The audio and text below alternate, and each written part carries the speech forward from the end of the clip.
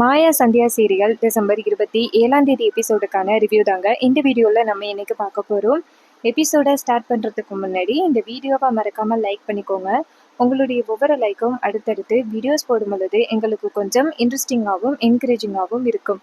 Episode எப்படி start ஆகுதுன்னா, நம்ம தனா வந்துட்டு ரூமில் புடவை படிச்சுக்கிட்டு இருக்காங்க. அந்த நேரம் பார்த்து நம்ம கார்த்தி யாருக்கும் தெரியாமல் ரூமுக்குள்ளே வராரு. கார்த்தியை பார்த்ததோட தனா அதிர்ச்சி ஆகுறாங்க. தனா நேராக கார்த்தியை பார்த்துட்டு, எதுக்கு சார் இங்கே வந்தீங்க, உங்களை யார் சார் இங்கே வர சொன்னது அப்படின்னு கேட்க, அதுக்கு கார்த்தி சொல்கிறாரு, இங்கே பாருதனா, நான் உன்கிட்ட பேசுகிறதுக்காக ஒரு ஃபோன் கொடுத்தேன்னே, அந்த ஃபோனை நீ எங்கே வச்ச, அது இருந்துச்சுன்னா நான் உனக்கு ஃபோன் பண்ணி பேசியிருப்பேன், நான் வரப்போகிறேன் அப்படின்னு. ஆனால் நீ பாட்டுக்கும் ஃபோனை என் கையில் கொண்டாந்து கொடுத்துட்டு போயிட்டேன், உன்கிட்ட பேசுகிறதுக்கு எனக்கு எந்தவித காண்டாக்டும் இல்லை, அதனால தான் நான் உன்னை தேடி வந்துட்டேன் அப்படின்னு.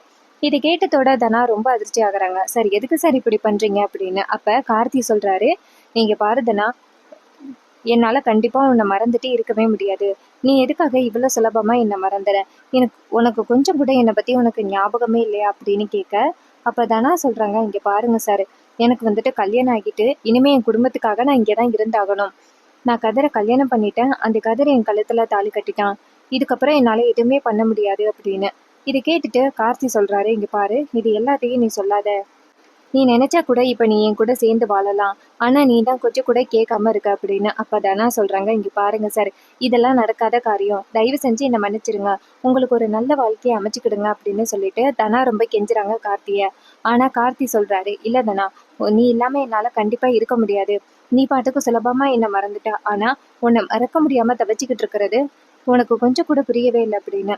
அப்போ தானா சொல்கிறாங்க, இங்கே பாருங்க சார், எனக்கு நல்லாவே புரியுது, ஆனால் என்ன பண்ணுறது, எனக்கு கல்யாணம் ஆகிட்டு இதுக்கப்புறம் என்னால் எதுவும் பண்ண முடியாது அப்படின்னு.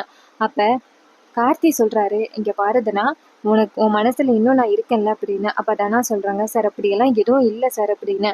அப்போ கார்த்தி டக்குன்னு கையில் கத்தி எடுக்கிறாரு. அதை பார்த்ததோட தனா அதிர்ச்சி ஆகுறாங்க. தனா நேராக கார்த்தியை பார்த்து, இப்போ எதுக்கு சார் கத்தி எடுக்கிறீங்க அப்படின்னு கேட்க, கார்த்தி சொல்கிறாரு, இங்கே பாரு, நீ மட்டும் இப்போ என்ன நீ லவ் பண்ணுறேன்னு சொல்லலைன்னா அறுத்துப்பேன் அப்படின்னு. அப்போ தனா சொல்கிறாங்க, இங்கே பாருங்க சார், எனக்கு இதில் கொஞ்சம் கூட உடன்பாடு இல்லை, ஏன் சார் இப்படி பண்ணுறீங்க அப்படின்னு சொல்லிட்டு கெஞ்ச. அப்போ கார்த்தி டக்குன்னு வந்துட்டு கையில் அந்த கத்தி எடுத்து கிழிச்சிக்கிறாரு. இதை பார்த்ததோட தனா அதிர்ச்சி ஆகுறாங்க. தனா வந்துட்டு நேராக கார்த்தியை பார்த்துட்டு, எதுக்காக சார் இப்படி பண்ணுறீங்க அப்படின்னு சொல்லிட்டு அழுதுகிட்டே கையை பார்க்குறாங்க. அப்போ கார்த்தி சொல்கிறாரு, எனக்கு எதுவும் ஆணுச்சுன்னா உன் மனசு எப்படி பாடுபடுதுன்னு என்னால் நல்லாவே பார்க்க முடியுது, அப்போ நீ இன்னும் என்ன காதலிச்சிட்ருக்க அப்படின்னு நல்லாவே தெரியுது, இங்கே பாரு, சொல்கிறது கேளு, தயவு செஞ்சு என் கூட வந்துருதானா அப்படின்னு. ஆனால் தனா சொல்கிறாங்க, இல்லை சார், என்னால் வர முடியாது, தயவு செஞ்சு சொல்கிறது கேளுங்க அப்படின்னு. இது கேட்டதோட கார்த்தி சொல்கிறாரு, ஓ அப்படியா அப்படின்ட்டு, நான் அங்கேயே அறுத்துக்கிட்ட செத்துறேன் அப்படின்னு சொல்லிட்டு கையில் அறுத்துக்க போகிறாரு. இதை பார்த்துட்டு நம்ம தனா டக்குன்னு நிறுத்தி, சார் தயவு செஞ்சு சொல்கிறது கேளுங்க அப்படின்னு. அப்போ கார்த்தி சொல்கிறாரு, நாளைக்கு கோவிலில் உனக்காக காத்துக்கிட்டு இருப்பேன், நம்ம இந்த ஊரை விட்டு போய் எங்கேயாவது சந்தோஷமாக இருக்கலாம், தயவு செஞ்சு வா அப்படின்னு.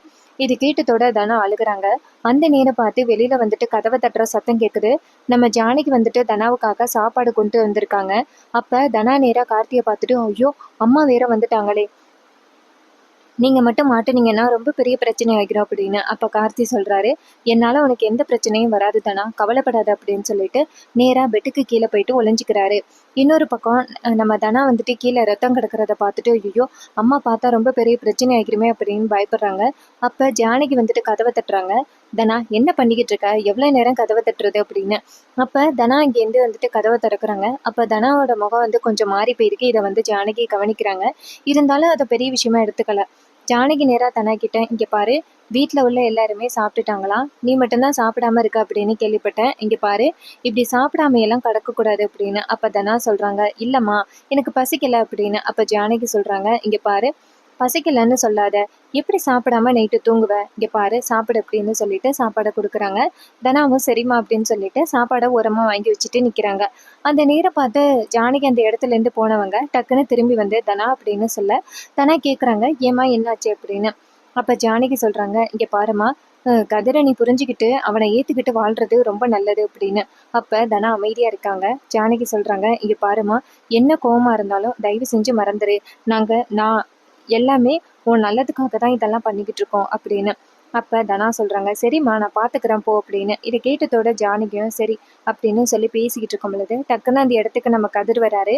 கதிர் வந்துட்டு நேராக அவங்க அத்தையை பார்த்துட்டு, அத்தை ஜார்ஜர் எடுக்க வந்தேன் அப்படின்னு சொல்ல, ஜானகியும் சரிப்பா அப்படின்னு சொல்ல, கதிர் கார்த்தி கதிர் நேராக போயிட்டு அந்த சார்ஜரை எடுக்கிறாரு. சார்ஜரை எடுத்துட்டு கையில் சுற்றிக்கிட்டு இருக்கும் பொழுது கீழே டக்குன்னு விழுந்துருது. அப்போ நம்ம கதிர் வந்துட்டு கீழே குனிஞ்சு எடுக்க போறாரு. அப்போ கட்டிலுக்கு கீழே கார்த்தி ஒளிஞ்சிக்கிட்டு இருக்கிறத பார்க்குறாரு. பார்த்ததோட கார்த்திக்கு பேரதிர்ச்சி. என்ன இது, கார்த்தி இங்கே ஒளிஞ்சிக்கிட்டு இருக்கான் அப்படின்னு. ஆனால் கார்த்தி கதிரை பார்க்கல. கதிர் வந்துட்டு மறுபடியும் சார்ஜர் எடுத்துக்கிட்டு நேராக தனாவை பார்த்து முறைச்சிக்கிட்டே அந்த இடத்துலேருந்து வெளியில் போகிறாரு.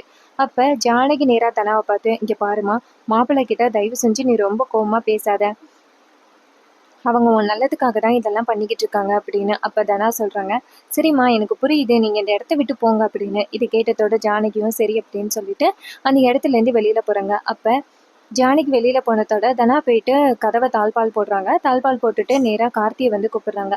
கார்த்தி வந்துட்டு நேராக தனாவை பார்த்து, இங்கே பாரு தனா, என்னால் உனக்கு எந்த பிரச்சனையும் வராது, ஆனால் நீ இல்லாமல் என்னால் கண்டிப்பாக இருக்க முடியாது, அதை புரிஞ்சுக்கோ அப்படின்னு.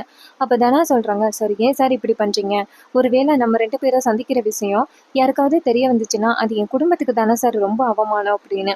அப்போ கார்த்தி சொல்கிறாரு, அப்போ நீ என் வாழ்க்கையை பற்றி நினச்சி பார்க்கல இல்லை, நான் எப்படி போனாலும் உனக்கு என்ன அப்படின்னு தானே இருக்க, அப்போனா நான் செத்துறேன் அப்படின்னு. இது கேட்டதோட தானே அதிர்ச்சி ஆகி, சார் தயவு செஞ்சு இந்த வார்த்தையை மட்டும் சொல்லாதீங்க சார் அப்படின்னு சொல்லிட்டு கெஞ்சுறாங்க. ஸோ இதை பார்த்துட்டு நம்ம கார்த்தி சொல்கிறாரு, இங்கே பாரு, நீ கண்டிப்பாக கோயிலுக்கு வருவ அப்படின்னு நான் காத்துக்கிட்டு இருக்கேன், ஒருவேளை நீ கோயிலுக்கு வரலன்னா அப்புறம் நீ என்னை உயிரோட்டவே பார்க்க முடியாது அப்படின்னு சொல்லிட்டு கார்த்தி அந்த இடத்துலேருந்து போகிறாரு. இதை பார்த்துட்டு தனாவுக்கும் ரொம்ப அதிர்ச்சி ஆகுது. எதுக்காக கார்த்திக் சார் இப்படி பண்ணுறாரு அப்படின்னு தனா ரொம்ப கவலைப்படுறாங்க. அதுக்கப்புறமா கார்த்தி சொல்கிறாரு, சரி நான் கிளம்புறேன் அப்படின்னு சொல்லிட்டு கார்த்தி அந்த இடத்துலேருந்து வெளியில் போகிறாரு. நம்ம கதிருக்கு ரொம்ப கவலையாக இருக்குது, ஏன் தனா இப்படிப்பட்ட வேலையை பண்ணுறா அப்படின்னு. இன்னொரு பக்கம் கார்த்தி அந்த இடத்துலேருந்து போனதோட நம்ம தனா வந்துட்டு கார்த்தி வந்து கையை எடுத்துக்கிட்டதுனால கீழே கிடக்கிற ரத்தத்தை ஒரு துணி எடுத்து போட்டு துடைக்கிறாங்க. துடைச்சிட்டு நின்றுக்கிட்டு இருக்கும் பொழுது மறுபடி கதிர் ரூமுக்குள்ளே வராரு. கதிரை பார்த்ததோட தனா வந்துட்டு நின்றுக்கிட்டு இருக்கா. கதிர் நேராக தனாவை வந்து பார்க்க, அப்போ நம்ம தனா வந்துட்டு டக்குன்னு திரும்பி போய் படுத்துக்கிறாங்க. அப்போ நம்ம கதிர் வந்துட்டு நேராக தனா கிட்ட கேட்கறதுக்காக முயற்சி பண்ணுறாரு. ஆனால் தனா பேச்சு கொடுக்கவே இல்லை. அப்போ கதிருக்கு ரொம்ப கவலையாக இருக்குது, தனா எதுக்காக இப்படி பண்ணுறா அப்படின்னு. இன்னொரு பக்கம் அந்த கார்த்தி வந்துட்டு வீட்டை விட்டு வெளியில் போகிறாரு. அப்போ கதவை திறக்கும் பொழுது நம்ம மாயா வீட்டுக்குள்ளேருந்து பார்த்துட்றாங்க இந்த கார்த்தியை. பார்த்ததோட இவன் எதுக்கு இந்த வீட்டுக்குள்ளே வந்தான் அப்படின்னு சொல்லிட்டு நேராக வீட்டுக்கு வெளியில் வந்துட்டு கதவை சாத்திட்டு, டேய் நில்றா அப்படின்னு சொல்ல கார்த்தி நேராக மாயாவை பார்த்துட்டு ஷாக் ஆகுறாரு. இருந்தாலும் வெளியில் காமிச்சிக்கல, என்ன இவளுக்கெல்லாம் நம்ம பயந்துக்கிட்டு அப்படின்னு தான் கார்த்தி நினைக்கிறாரு. கார்த்தி நேராக மாயாவை பார்த்து, என்ன வேணும் உனக்கு அப்படின்னு கேட்க, மாயா கேட்குறாங்க, பொறுக்கி இங்கே எங்கடா வந்துட்டு போகிற அப்படின்னு. அப்போ கார்த்தி சொல்கிறாரு, என் லவ்வர் தனாவை பார்க்க வந்தேன் அப்படின்னு. அப்போ மாயா சொல்கிறாங்க, தரு அடிச்சுன்னு வச்சுக்க, இங்கே பாரு, மரியாதையே இந்த இடத்த விட்டு போகிற வேலை வச்சுக்க, திரும்பி வர வேலை வச்சுக்காத அப்படின்னு. அப்போ கார்த்தி சொல்கிறாரு, இங்கே பாரு, நான் என் காதலி தனாவை மீட் பண்ணிட்டு வந்தேன், நாளைக்கு நாங்கள் 2 பேரும் கோவிலில் சந்திக்க போகிறோம், உனக்கு தெரியுமா அப்படின்னு. இது கேட்டதோட தனா மாயா வந்துட்டு ரொம்ப அதிர்ச்சி ஆகுறாங்க. அப்போ கார்த்தி சொல்கிறாரு, இங்கே பாரு, அதோட தனா கிட்ட அந்த வீடியோவை காமிச்சிட்டு வந்தேன் அப்படின்னு. இது கேட்டுட்டு மாயா அதிர்ச்சி ஆகுறாங்க, என்னடா சொல்கிற அப்படின்னு. அப்போ கார்த்தி சொல்கிறாரு, கவலைப்படாத, அவ்வளோ சுலபமாக தனா கிட்ட அந்த வீடியோவை காமிச்சிட மாட்டேன், அப்படின்னா தனா கிட்ட வீடியோவை காமிச்சா தனா என்ன தப்பாக நினைப்பான், அதுக்கப்புறம் என்னால் தனாவை அடைய முடியாமல் போயிடும், அதனால தான் இப்போதைக்கே அந்த வீடியோவை வச்சு உங்களை மிரட்டிக்கிட்டு இருக்கேன், ஆனால் இன்னும் கொஞ்ச நாள் ஆனத்தோட எப்படியும் தனா என் பின்னாடியே வந்துடுவா, அதுக்கப்புறம் உன் குடும்பத்தை நடு ரோட்டில் நிற்க வைக்கிறேன் பாரு, அவமானப்படுத்தி அப்படின்னு. இது கேட்டதோட நம்ம மாயா வந்துட்டு செம்மையாக கோவப்படுறாங்க. அப்போ கார்த்தி நேராக மாயா கிட்ட, ஓகே நான் போயிட்டு வரேன், இப்போ தங்கச்சி நாளைக்கு என்னை கோயிலில் பார்க்க வரா அப்படின்னு சொல்லிட்டு அந்த இடத்துலேருந்து போகிறாங்க. இதை பார்த்ததோட மாயாவுக்கு செம்ம கோவம் வருது. இந்த கார்த்தி ஏன் தான் இப்படி தனாவை சுற்றி சுற்றி வரான், அதான் தனாவுக்கும் கதிருக்கும் கல்யாணம் ஆகிருச்சுல்ல, இதுக்கப்புறமும் எதுக்காக இவன் வந்து இப்படி டார்ச்சர் பண்ணுறான் அப்படின்னு மாயா ரொம்ப கோவப்படுறாங்க. அதுக்கப்புறமா சீனசி பண்ணி நேராக நம்ம தனாவை காமிக்கிறாங்க. தனா வந்துட்டு ரொம்ப கவலையாக இருக்காங்க, வீட்டில் உள்ளவங்களையும் ஏமாத்துற மாதிரி இருக்குது, அந்த கார்த்தியையும் ஏமாத்துற மாதிரி இருக்கே அப்படின்ட்டு கவலைப்படுறாங்க. கார்த்தி வந்து ரொம்ப உத்தமன் அப்படின்னு நம்ம தனா நினச்சிக்கிட்டு இருக்காங்க. இன்னொரு பக்கம் கதிர் வந்துட்டு எதுக்காக இந்த கார்த்தி இங்கே வந்தா அப்படின்னு கதிருக்கு ரொம்ப குழப்பமாக இருக்குது. அதுக்கப்புறமா சீனசி பண்ணி மறுநாள் காலை ரகுராமை காமிக்கிறாங்க. ரகுராம் ரூமில் படுத்து கிடக்குறாரு. காலையிலேயே எந்திரிச்சு காஃபி குடிக்க வரல. அப்போ பத்மா நினைக்கிறாங்க, என்ன இது, அண்ணன் காலையிலேருந்து காஃபி குடிக்க வரலையே அப்படின்னு சொல்லிட்டு நேராக ரகுராமை போய் பார்க்குறாங்க. அப்போ ரகுராம் வந்துட்டு படுத்து கிடக்குறாரு. பத்மா நேராக அவங்க அண்ணன்ட்ட போயிட்டு, அண்ணா என்னாச்சுன்னா கிளம்புங்க அப்படின்னு சொல்ல, அப்போ ரகுராம் எதுவுமே பேசாமல் இருக்க, பத்மா வந்துட்டு அவங்க அண்ணன் தலையில் கை வச்சு பார்த்ததோட பத்மா பேரதிர்ச்சி ஆகுறாங்க. ரகுராமுக்கு செமையா ஜுரம் அடிக்குது. இதை பார்த்ததோட பத்மா நேரம் அண்ணனை பார்த்து, அண்ணா என்னென்ன ஜுரம் அடிக்குது அப்படின்னு சொல்லிட்டு ரொம்ப பதட்டமா இங்கேருந்து வெளியில ஓடி வராங்க. ஓடி வந்துட்டு வீட்டில் உள்ளவங்க கிட்ட இது மாதிரி அண்ணனுக்கு ஜுரம் அடிக்குது அப்படின்னு சொன்னதோட எல்லாருமே ஓடி வராங்க. வந்து பார்த்தா ரகுராம் ரொம்ப உடம்பு சரியில்லாம கிடக்குறாரு. இதை பார்த்ததோட ஜானகி வந்து கண் கலங்க ஆரம்பிக்கிறாங்க. அப்ப சிவா சொல்றாரு, அம்மா நான் போயிட்டு டாக்டரை கூட்டிட்டு வரேன் அப்படின்னு சொல்லிட்டு நேரா போயிட்டு டாக்டரை கூட்டிட்டு வராங்க. டாக்டர் வந்துட்டு நேரா ரகுராம செக் பண்ணி பார்க்குறாங்க. பார்த்துட்டு இங்கே பாருங்க, இவருக்கு வந்துட்டு இம்யூனிட்டி பவர் கொஞ்சம் குறைஞ்சிருக்கு. என்னன்னா சரியா சாப்பிட்றது இல்லையா அப்படின்னு கேட்க, இதை பார்த்துட்டு எல்லாருமே திரு திருன்னு முழிக்கிறாங்க. அப்ப சிவா நேரா பத்மாவை பார்த்து, இங்க பாரு அக்கா, அண்ணனை பார்த்துக்கிறியா இல்லையா, அவங்க ஒழுங்கா சாப்பிட்றத கவனிக்கிறியா இல்லையா அப்படின்னு சொல்ல, பத்மா சொல்றாங்க, இங்க பாரு சிவா, சாப்பிட்றதுக்கு அண்ணன் உட்காருவாரு, ஆனா 2 வாய் எடுத்து வச்சதோட ஒரு பாட்டுன்னு கிளம்பி போயிடுவாரு, ஒழுங்காவே சாப்பிட்றது கிடையாது அப்படின்னு. அப்ப பாட்டி சொல்றாங்க, ஜானகி எப்ப சமைக்கிறத நிப்பாட்டினாலும் அப்பையிலேருந்து ரகு ஒழுங்கா சாப்பிட்றது இல்லை அப்படின்னு. அப்ப டாக்டர் சொல்றாங்க, இங்க பாருங்க, இவருக்கு இம்யூனிட்டி பவர் கொஞ்சம் குறைஞ்சிருக்கு, ஒழுங்கா ஹெல்த்தியான ஃபுட்டை சாப்பிட கொடுங்க அப்படின்னு. இது கேட்டுட்டு சிவாவும் சரிங்க சார் அப்படின்னு சொல்றாங்க. அதுக்கப்புறமா டாக்டர் வந்துட்டு நேரா ரகுராம பார்த்து, இங்க பாருங்க சார், நீங்க ஒழுங்கா சாப்பிட்டாதான் உங்க ஹெல்த்தை நீங்க பார்த்துக்க முடியும் அப்படின்னு சொல்லிட்டு நேரா மருந்து சீட்டு எழுதி கொடுக்க, அப்ப கதிர் டக்குன்னு வாங்கிட்டு வராரு. நான் போய் வாங்கிட்டு வரேன் அப்படின்னு சொல்லிட்டு போய் வாங்கிட்டு வராங்க. வாங்கி கொண்டாந்து கொடுத்ததோட டாக்டர் வந்துட்டு ஊசி போடுறாங்க. ஊசி போட்டு முடிச்சதோட டாக்டர் வந்துட்டு ரகுவை பார்த்து, இங்க பாருங்க சார், நீங்க நல்லபடியா சாப்பிட்டாதான் நல்லா ஹெல்த்தியா இருக்க முடியும், நல்லா சாப்பிடுங்க அப்படின்னு சொல்லிட்டு அங்கேருந்து வெளியில வராங்க. அதுக்கப்புறமா சிவா கொண்டு போய் டாக்டரை விடுறதுக்கு வராரு. அப்ப பாட்டி சொல்றாங்க, ஜானகி என்னைக்கு சமைக்கிறத நிப்பாட்டினாலும் அன்னையிலேருந்தே ரகு ஒழுங்கா சாப்பிட்றதே கிடையாது அப்படின்னு. இது கேட்டதோட ஜானகி என்ன பண்றாங்கன்னா, இங்கேருந்து வெரசா நேரா கிச்சனுக்கு போறாங்க. கிச்சனுக்கு போயிட்டு அவசர அவசரமா காய்கறி எல்லாம் கட் பண்ணி சமைக்க ஆரம்பிக்கிறாங்க. சமைச்சு நேரா ஒரு தட்டுல போட்டு கொண்டு வராங்க. அப்ப நம்ம ரகுராம் உட்காந்துருக்காரு, வெளியில எல்லாரும் இருக்காங்க. இன்னொரு பக்கம் நம்ம ஜானகி வந்துட்டு சமைச்சு கொண்டு போய் நேரா ரகுகிட்ட கொடுத்து, இங்க பாருங்க சாப்பிடுங்க அப்படின்னு சொல்ல, ரகுராம் வந்துட்டு அமைதியா இருக்காரு. அப்ப ஜானகி சொல்றாங்க, இங்க பாருங்க, தயவு செஞ்சு கோவத்தை சாப்பாட்டுல காமிக்காதீங்க, ஏன் மேல தானே உங்களுக்கு கோவம், சாப்பிடுங்க அப்படின்னு சொல்ல, அப்ப ரகுராம் சொல்றாரு, உன் மேல கோவப்படுறதுக்கு எந்த தகுதி இல்லை, எனக்கு இஷ்டமானவங்க மேல மட்டும்தான் நான் கோவப்படணும், உன் மேல எல்லாம் கோவப்பட வேண்டிய அவசியமே எனக்கு கிடையாது, நீ யாருன்னே எனக்கு தெரியாது, உன் கையிலேருந்து பச்சை தண்ணி கூட நான் வாங்கி குடிக்க மாட்டேன் அப்படின்னு சொல்ல, இது கேட்டுட்டு ஜானகி சொல்றாங்க, என்னங்க கோவப்பட்டீங்கன்னா ஏன் மேல கோவப்படுங்க, தயவு செஞ்சு சாப்பாட்டு மேல கோவப்படாதீங்க அப்படின்னு சொல்லிட்டு ஜானகி ரொம்ப கெஞ்சுறாங்க. ஆனா ரகுராம் வந்துட்டு கொஞ்சம் கூட கேட்கவே இல்லை. எனக்கு உன் முகத்துல முழிக்க கொஞ்சம் கூட விருப்பமே இல்லை, இந்த இடத்த விட்டு போ அப்படின்னு. இது கேட்டதோட எல்லாருமே ஷாக் ஆகுறாங்க. அப்படின்னு பார்த்து ரகுராம் வந்துட்டு நேரா பத்மாவை கூப்பிடுறாங்க. பத்மா இங்க வா அப்படின்னு. அப்ப பத்மா இங்கேருந்து போயிட்டு, சொல்லுங்கண்ணா அப்படின்னு சொல்ல, ரகுராம் சொல்றாரு, போயிட்டு ரசம் வச்சு எடுத்துட்டு வா அப்படின்னு. இதை சொன்னதோட பத்மாவும் சரிங்கண்ணா அப்படின்னு சொல்லிட்டு நேரா கிச்சனுக்கு போயிட்டு ரசம் சமைக்கிறாங்க. அந்த நேரம் பார்த்து ஜானகி நேரா வெளியில வந்துட்டு அவங்க அத்தையை பார்த்து, அத்தை, அவர் இப்படியே இருந்தா இன்னும் அவர் உடம்பு ரொம்ப பாதிக்கப்படும், நீங்களாவது சொல்லுங்க அத்தை அப்படின்னு சொன்னதோட, சரி வா ஜானகி அப்படின்னு சொல்லிட்டு நேரா ஜானகியை ரகுராம் கிட்ட கூட்டிட்டு போறாங்க.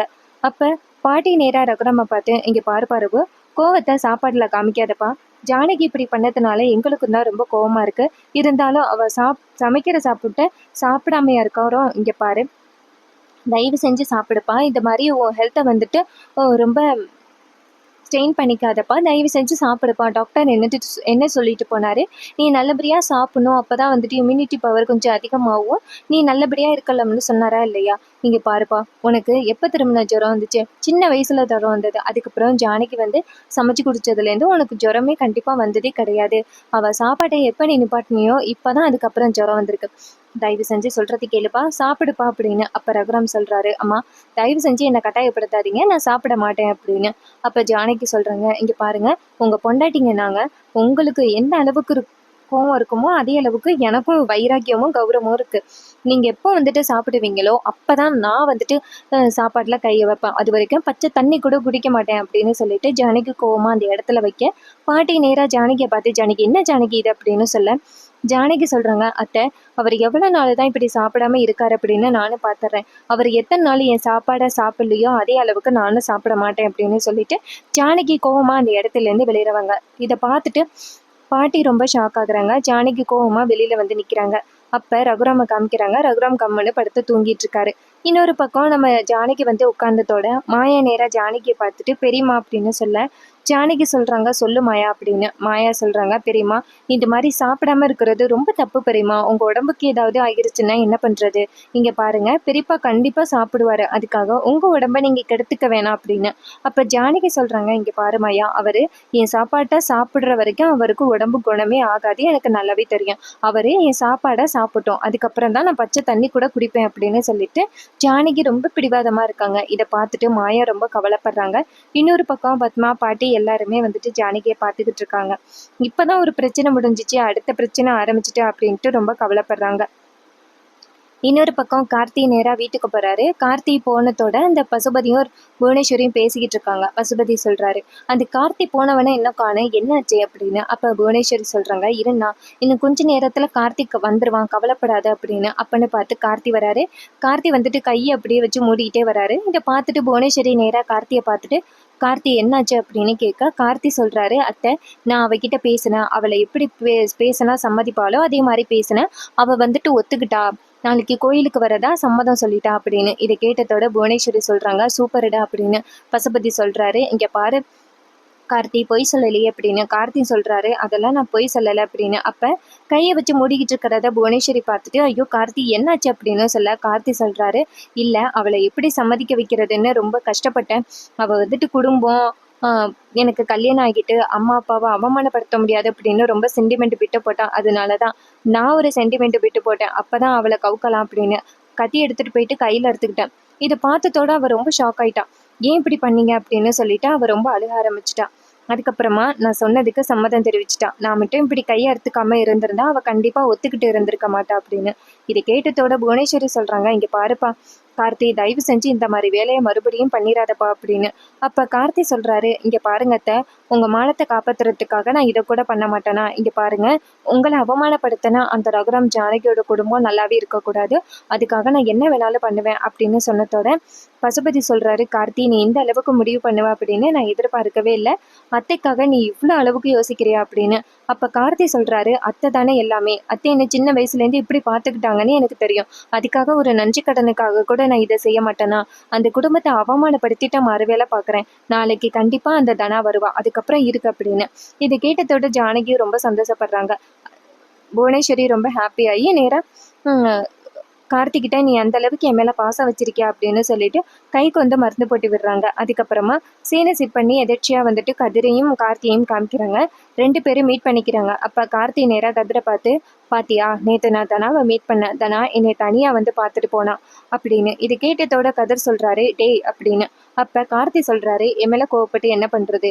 இங்க பாரு, இன்னும் கொஞ்ச நாள்ல நானும் தனாவும் கல்யாணம் பண்ணிட்டு இந்த ஊரை விட்டு போக போறோம். அப்ப நீங்க இந்த குடும்பமே அவமானப்பட்டு கிடக்க போகுது அப்படின்னு. இது கேட்டதோட கதிர் ரொம்ப கோவமாகி கார்த்தி அடிக்கிறாரு. அப்ப கார்த்தி பயந்து போய் ஓடுறாரு. அப்ப கதிர் துரத்திக்கிட்டே கார்த்தி அடிச்சு விரட்ட, அப்ப கார்த்தி நேரா அந்த புவனேஸ்வரி வீட்டுக்கு போயிடுறாங்க. அப்ப புவனேஸ்வரி இதை பார்த்துட்டு, டேய் நிறுத்துடா அப்படின்னு சொல்ல, அப்ப கதிர் நேரா புவனேஸ்வரியை பார்த்து, இங்க பாரு, உங்க வீட்டுல உள்ள புள்ள உயிரோட இருக்கணும் அப்படின்னு நினைச்சா மரியாதையா தனா விஷயத்துல தலையிடாதீங்க, இதுக்கப்புறம் தலையிட்டீங்க அவ்வளோதான் அப்படின்னு சொல்லிட்டு நம்ம கதிர் வந்துட்டு எச்சரிக்கிறாங்க. இதை பார்த்துட்டு புவனேஸ்வரி செம்ம டென்ஷன் ஆகுறாங்க.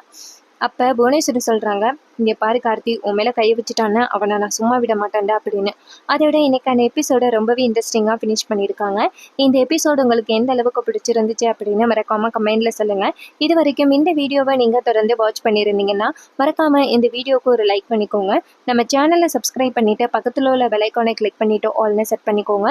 அப்பதாங்க புது புது வீடியோஸ் போடும் பொழுது உங்களுக்கு நோட்டிஃபிகேஷன் வரும், பார்த்து என்ஜாய் பண்ணலாம். தேங்க்யூ ஃபார் வாட்சிங்.